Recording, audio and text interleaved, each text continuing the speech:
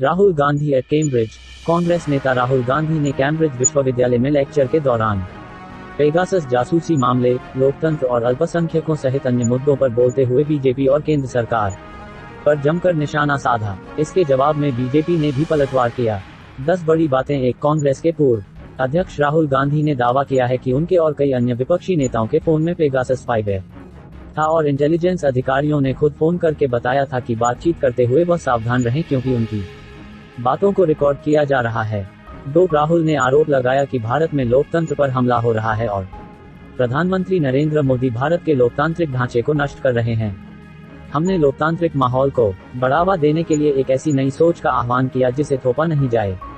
केंद्र सरकार इसके उलट काम कर रही है, हर कोई जानता है और यह खबरों में भी है। भारतीय लोकतंत्र दबाव में है और इस पर हमला हो रहा है। लोकतंत्र के लिए जरूरी ढांचे, मसलन संसद, स्वतंत्र प्रेस, न्यायपालिका, सभी पर नियंत्रण हो रहा है। इसलिए हम भारतीय लोकतंत्र के बुनियादी ढांचे पर ही हमले का सामना कर रहे हैं।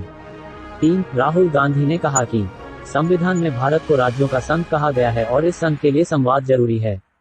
इस संवाद पर ही खतरा है और हमला किया जा रहा है। आप संसद के बाहर की तस्वीर देख सकते हैं। विपक्षी नेता कुछ मुद्दों के बारे में बात कर रहे थे और जेल में डाल दिया गया। यह 3-4 बार हुआ। मेरे खिलाफ कई आपराधिक केस दर्ज किए गए। ये उसके लिए दर्ज हुए जो कि क्रिमिनल नहीं थे। 4 कांग्रेस नेता राहुल गांधी ने दावा किया कि अल्पसंख्यकों और प्रेस पर हमला हो रहा है। सिखों, मुस्लिमों और ईसाई लोगों पर हमला हो रहा है।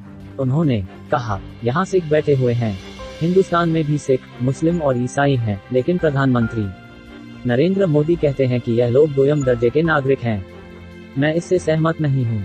5 राहुल गांधी ने कहा कि मैन्युफैक्चरिंग से संबंधित नौकरियों को समाप्त करने के अलावा अमेरिका ने 11 सितंबर 2001 के आतंकी हमलों के बाद अपने दरवाजे कम खोले, जबकि चीन ने चीनी कम्युनिस्ट पार्टी ने ईद गिर्द के संगठनों के जरिए सद्भाव को बढ़ावा दिया है। हमें आज के समय में युवाओं को सुनना होगा। 6 राहुल गांधी की चीन और चीनी कम्युनिस्ट पार्टी की तारीफ करने पर बीजेपी नेता रविशंकर प्रसाद ने कहा कि वो इंग्लैंड जाकर चाइना की बात कर रहे हैं, उनका गुणगान कर रहे हैं। यह बताता है कि वो कितनी बचकानी टिप्पणी करते हैं। यह भारत की जनता का अपमान है। राहुल गांधी ने कश्मीर भारत जोड़ो यात्रा का जिक्र करते हुए बताया कि उन्हें यात्रा ने राजनेता के रूप में बदल दिया है। उन्होंने बताया, वो जान से मारने की धमकी के बीच भी पैदल चलते रहे। इसी दौरान एक शख्स मेरे पास आना चाहता था, लेकिन सुरक्षाकर्मी ऐसा नहीं चाहते थे। मैंने शख्स को बुलाया। उसने मेरे से सवाल किया कि क्या आप सही में हमें सुनना चाहते हैं। इस पर मैंने कहा हाँ। फिर उसने कहा कि वहाँ देखो आतंकवादी खड़े हैं। 8 बीजेपी प्रवक्ता टॉम वर्टन ने कहा, हम राहुल गांधी के मतिभ्रम के लिए क्या कह सकते हैं। अगर वह चीन के साथ अपने कांग्रेस के एक समझौता ज्ञापन को सार्वजनिक करते हैं तो हमें भी दिलचस्पी होगी और भारत के लोग भी जानना चाहेंगे। उन्होंने कहा कि हम टेलीफोन पर हुई उनकी बातचीत में कोई दिलचस्पी नहीं रखते हैं। 9 राहुल गांधी के जासूसी वाले आरोपों पर केंद्रीय मंत्री अनुराग ठाकुर ने कहा कि वो लगातार चुनावी हार का सामना करने के बाद विदेशी भर्ती से भारत की छवि खराब कर रहे हैं।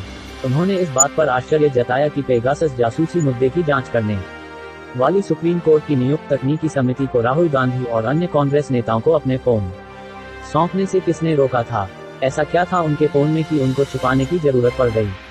उन्होंने और अन्य नेताओं ने अपना मोबाइल फोन क्यों जमा नहीं करवाया। 10 राहुल गांधी के भारत में लोकतंत्र पर हमला और